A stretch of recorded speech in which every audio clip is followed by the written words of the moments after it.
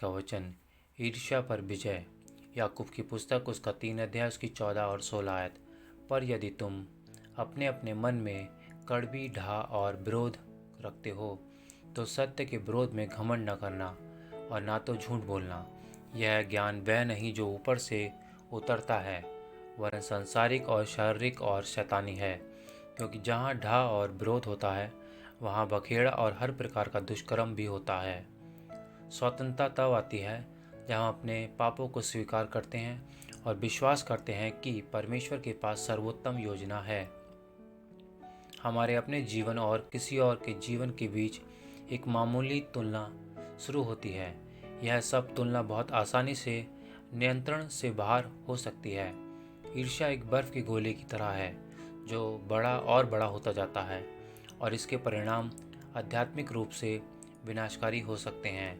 ईर्ष्या हृदय को असंतोष, चिंता और कड़वाहट से भर देती है और हमारे विचारों को विकृत कर देती है, जब तक कि परमेश्वर की योजना को ध्यान में रखना लगभग असंभव न हो जाए।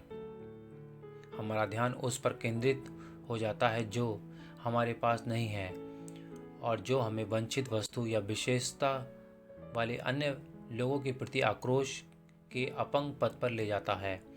और तो और ईर्ष्या प्रभु का अपमान करती है और वास्तव में पापी है। याकूब कहता है कि यह मूल रूप से शैतानी है, गड़बड़ी पैदा करता है और हर तरह की बुराई की ओर ले जाता है। और पौलुस इसे शरीर के कामों में से एक के रूप में बताता है।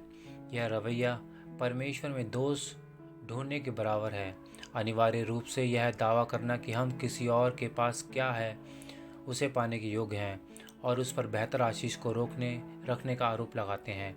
यदि आप अपने जीवन में ईर्ष्या का प्रमाण पाते हैं तो याकूब की पुस्तक उसका 4 अध्याय उसकी 7 और 10 में दिए गए कदमों का पालन करें। परमेश्वर के अधीन हो जाओ, शैतान का विरोध करो, इसे पाप के रूप में स्वीकार करो, तुलना के प्रलोभन से दूर हो जाओ, परमेश्वर की भलाई पर ध्यान दें, विश्वास करें कि आपके जीवन के लिए उसकी योजना सर्वोत्तम है। धन्यवाद। परमेश्वर सबको आशीष और बरकतें दे।